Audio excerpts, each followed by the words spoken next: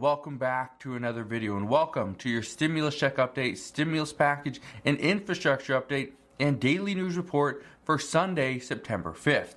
So today we got a very interesting show. So I want to break down what happened over this past week. We got some stuff to talk about regarding the Old Farmer's Almanac, all these new things that have come out just over the past few days. So if you've been watching all my videos, first off, thank you for doing that. Thank you for always hitting that like button. It really does help out the channel. But let's get into the update for today. First, earlier this week, President Biden said he supports additional stimulus. A lot of people just blew that out of proportion, saying he supported additional stimulus checks. That was not what he said. Now, he does support additional stimulus checks, and that's coming from the White House. However, he will not be the one that requests Congress to include those into the next bill. That will be on Congress, and if Congress decides to include it, and they do, okay, he would support it. He would sign off on that bill. However, President Biden has said that these two new infrastructure bills, these are going to be about the future. This is that $1.2 trillion infrastructure bill and the $3.5 trillion human infrastructure bill, or social package. President Biden said, it's about investing in America's future, not about short-term stimulus. That's not what we're talking about. These are long-term prosperity we're talking about. So he wants long-term goals, not short-term stimulus. But we will see what actually happens. Now, after he was questioned a little bit, whether it was, and a lot of people want to know, is this really the right time to move away from stimulus? President Biden pretty much applauded the Federal Reserve for continuing with their $120 billion program per month to support additional stimulus, the bond buying program. What we know right now is that President Biden said, we're going to create millions of good paying jobs. We're going to ease inflationary pressure. And they're going to do that by introducing infrastructure. However, a lot of lawmakers question whether this is the time to do infrastructure opposed to stimulus. What we know, and again, multiple reports are saying the exact same thing, is that yes, infrastructure is needed. It's very important. And Senator Bernie Sanders said this the other day. However, human infrastructure and stimulus is more important. This is child care, elder care, free community college, expanding Medicare, extending the child tax credit payments. That's more important than infrastructure at this time. But again, we will see. Now, some lawmakers say that more payments to the American people would not affect inflation. And again, remember, President Biden says he wants to ease inflationary pressure. But what we know is that spending too much, too quickly, could send inflation even higher. Millions are already worried about, high gas prices, rents, medications, food, and just the necessities. But we can't afford to have everything get even more expensive, especially in a time when today is the last day we see unemployment benefits. The last day for almost 8 million people. The last day for any income is today. That's not looking good. That is not good. But this is why many lawmakers say that additional payments to the American people are not going to affect inflation. We need to provide more assistance to those that are currently hurting.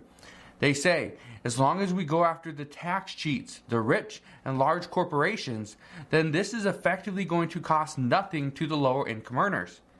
And now this similar statement was reiterated by multiple lawmakers.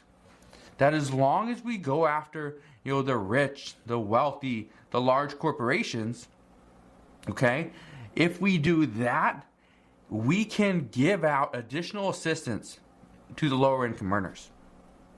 I've been telling you this for months. I see an additional stimulus check in some fashion coming.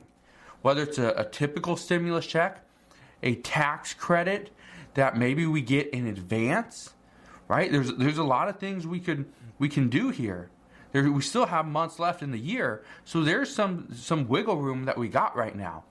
But what we're seeing is everybody is in support of providing additional assistance to the lower income earners. So that's going to be about 25 to probably 50 million people that are going to receive some form of stimulus. And it's going to happen. Again, I think it's going to happen, but it's going to happen to those that are making $40,000 to $50,000 or less per year. Okay? So if you fall within that category, chances are you're going to get something. Just keep that in mind. Now, let's get into the student loan news. We have been seeing a lot of people are pushing for student loan forgiveness. We've been seeing a lot of the lawmakers are pushing for either it's a partial loan forgiveness or the full thing. We saw that they pushed for an extension of the payment pause. They got that included. That was an executive order. That was done. However, here's what we're learning today. We've been seeing the education department do a lot for borrowers over the past year, but there are some issues that slip through the cracks. Here's the one that some people are saying they're pretty upset by. The other day we learned that $40 million, about $40 million was garnished from borrowers even though the education department prohibited garnishments. They said that $27.2 million was seized in May and another $12.9 million was seized back in June of 2021. The education department, however, has stated that being that the order was retroactive to March 13, 2020, they are making that any wages garnished, any tax refund seized, or any payments made would be received in a full refund to those borrowers. So at least that's some good news there. Now, the unemployment news. We already know the unemployment benefits are going to expire for 7 to 8 million people today. This is really hard to, I know people that are on unemployment. I do. I know a lot of people that are on unemployment. And they're not on unemployment because they don't want to go back to work. They're not on unemployment because they just want to stay home or they're making more money on unemployment than going back to work. They're on unemployment because their business either closed down, their business doesn't want them back because they've figured out different ways to automate some of their jobs and their tasks, and then they push off the rest of their tasks onto other workers. But the main reason why they're not going back to work is because of childcare. They don't have people to watch their children. They can't go to work at 7:30 in the morning, 8 o'clock in the morning because their kids do not go to school until almost 9 o'clock in the morning. They don't have somebody to watch their kids. They can't get off work early at 3:20 or whatever to go pick up their kids from school. They don't have after-school daycare services, so they can't do that. There's a lot of issues. But according to many, we are going to see over this next week or two, just trying to talk about it. I feel for these people. I really do. But just over the next couple weeks, we're going to see what's going to happen. We're going to see if there needs to be an extension of unemployment benefits. There are still many lawmakers that are not opposing the extension of unemployment benefits, but they want to see what happens over the next few weeks. Will we see more people get back into the jobs search? Will more people go and get hired? Will businesses bring on new employees? We don't know. We're going to find that out very soon. But according to the Labor Department, they're saying this is the optimal time to do an unemployment system reform.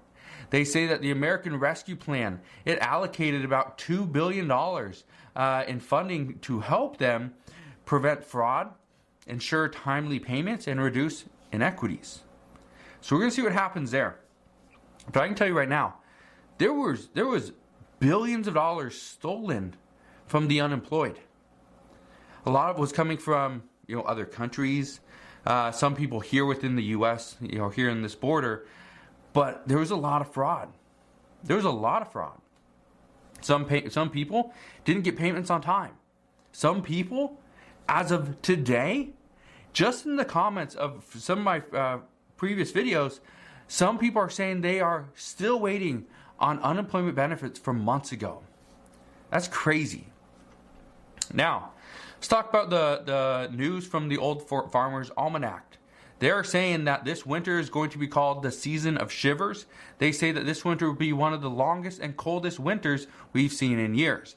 This is mainly for the East Coast.